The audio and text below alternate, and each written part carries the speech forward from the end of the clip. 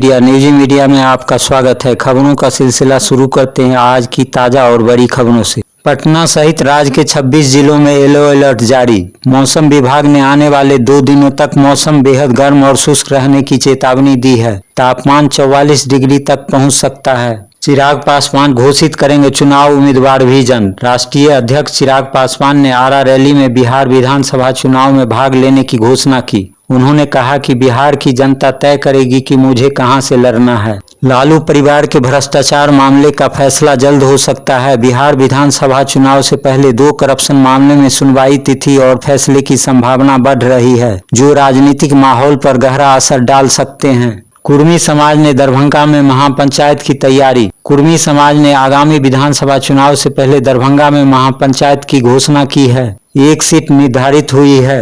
अखनी रोड पर भीषण जलजमाव से दुर्दशा। पिछले 10 वर्षों में यूपी बिहार जोड़ने वाली अखनी सड़क गंदे पानी से भर गई है, जिससे आवागमन प्रभावित हुआ है। राज्य में डिजिटल स्वास्थ्य सेवाओं में बिहार अव्वल। आयुष्मान भारत डिजिटल मिशन के तहत बिहार के सरकारी स्वास्थ्य केंद्रों में 92% ओपीडी QR कोड स्कैन सुविधा पहुंची और राज्य देश में टॉप पर रहा। बिहार में 32 नदियां सूखने की कगार पर। राज्य में 22 जिलों में 32 नदियां सूख गई है या संकटग्रस्त हो गई है। पटना और नालंदा विशेष रूप से प्रभावित है। पहली राज्य स्तरीय टेबल टेनिस रैंकिंग टूर्नामेंट 19 से 22 जून तक पाटलिपुत्र खेल परिसर में state ranking table tennis tournament का आयोजन किया जाएगा, जिसमें पद्मश्री शरद कमल मार्गदर्शन देंगे। STF की जांच में AK-47 और करोड़ों रुपये बरामद। समस्तीपुर में एक निलंबित ASI के घर छापेमारी में AK-47 इंसास राइफल और 1 करोड़ 40 लाख के नकद और कई जमीन के कागजात जब्त हुए। 9 साल की बच्ची से यौन अत्याचार के बाद हत्या, शव सूटकेस में मिला। दयालपुर पूर्वी दिल्ली की चौंकाने वाली घटना, जिसमें मासूम बच्ची का शव सूटकेस में मिला। पुलिस ने पॉस्को एक्ट में मामला दर्ज किया है और आरोपी की तलाश शुरू कर दी है। दिल्ली पुणे टोल खिड़की धौला के पंचगांव तक 15 किलोमीटर शुल्क मुक्त यात्रा। हर रोज ऑफिस आने जाने वाले दिल्ली NCR के यात्रियों के लिए राहत की खबर, लगा टोल हटाया गया। युवा कांग्रेस ने मोदी सरकार के 11 वर्षों पर किया जोरदार प्रदर्शन। महंगाई, बेरोजगारी और आर्थिक नीतियों के खिलाफ युवाओं ने दिल्ली में प्रदर्शन कर सरकार को घेरा।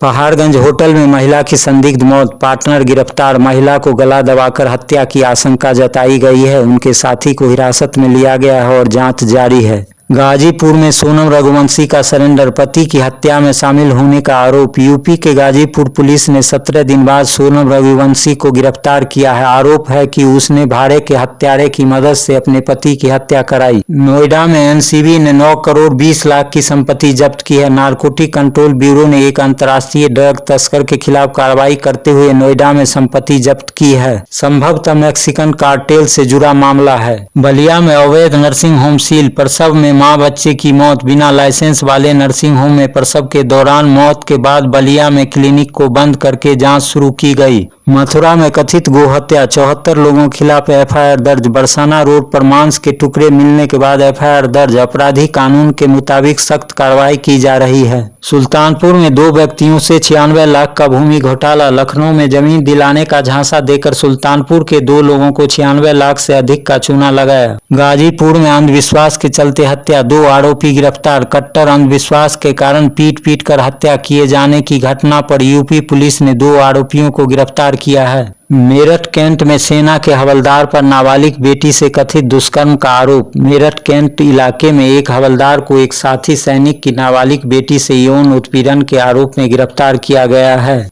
बाराबंकी अस्पताल में मोबाइल फटने से हड़कंप। बाराबंकी जिला अस्पताल में युवक की जेब में रखा मोबाइल फट गया, जिससे अफरा तफरी मच गई। सभी सुरक्षित हैं। जामताड़ा में 10 साल से मुआवजे का इंतजार। करीब 50 परिवार सड़क निर्माण के लिए साल 2013 से विस्थापित है, लेकिन आज तक मुआवजा नहीं मिला।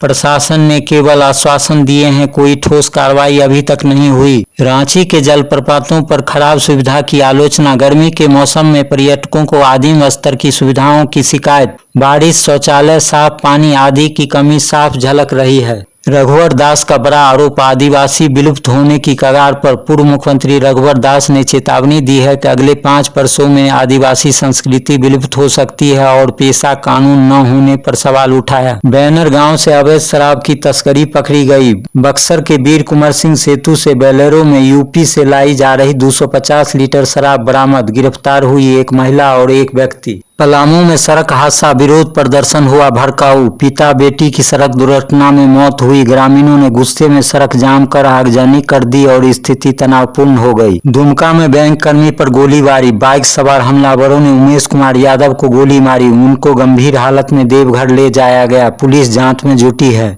जादवपुर यूनिवर्सिटी में इंजीनियरिंग में स्टूडेंट के रिजल्ट खराब, 40% छात्र बैकलॉग की चपेट में। 9 में से 16 इंजीनियरिंग शाखाओं में 40% से अधिक छात्र कम से कम एक विषय में असफलता पाई। सिविल में ये दर 75% तक पहुंची है। अमित शाह का दावा, 2026 विधानसभा चुनाव में तृणमूल से लड़कर बीजेपी करेगी कब्जा। गृह मंत्री अमित शाह ने मदुरई रैली में कहा कि 2026 में तमिलनाडु, बंगाल में भी भाजपा एनडीए की सरकार बनेगी। सब्जियों के दाम में बेतहाशा उछाल, बैगन से लेकर शिमला मिर्च 100 रुपये प्रति किलो तक पहुंची। गर्मी में अनियमित वर्षा के कारण सब्जियों की कीमत आसमान छू रही है। इससे आम आदमी की जेब पर असर हुआ है। पश्चिम बंगाल में कोविड स्थिति, 71 नए मामले के साथ राज्य में सक्रिय केस 693 हुए। हाल ही में कोविड की कुछ नई लहर देखी गई। 71 नए पॉजिटिव मामले सामने आए। पश्चिम बंगाल में प्रभावशाली राजनीतिक हिंसा, बीएसएफ जवान को सीमा पर बांधकर पीटा। सीमा पर बांग्लादेशी अपराधियों ने एक बीएसएफ जवान को बेनाना ट्री से बांधते हुए हमला किया। मामला वायरल हो चुका है और जांच जारी है। चुनाव आयोग सक्रिय, वोटर आईडी की दोहरीकरण पर सख्त कार्रवाई। पश्चिम बंगाल में 7,800 वोटर आईडी कार्ड निरस्त किए गए। 3 लोगों के खिलाफ एफआईआर दर्ज और एक अधिकारी सस्पेंड हुआ। शर्मिष्ठा पनोली मामले में हाईकोर्ट ने अंतरिम जमानत दी। कोलकाता हाईकोर्ट ने कानून छात्रा शर्मिष्ठा पनोली को अंतरिम जमानत दी। साथ ही किसी भी खतरे की स्थिति में पुलिस सुरक्षा निर्देशित किया गया। अभी आप देख रहे थे आज की ताज़ा और बड़ी खबर। अगर खबरें पसंद आई हो तो चैनल को सब्सक्राइब, फॉलो, लाइक, कमेंट और शेयर करिएगा। Thank you for watching news media.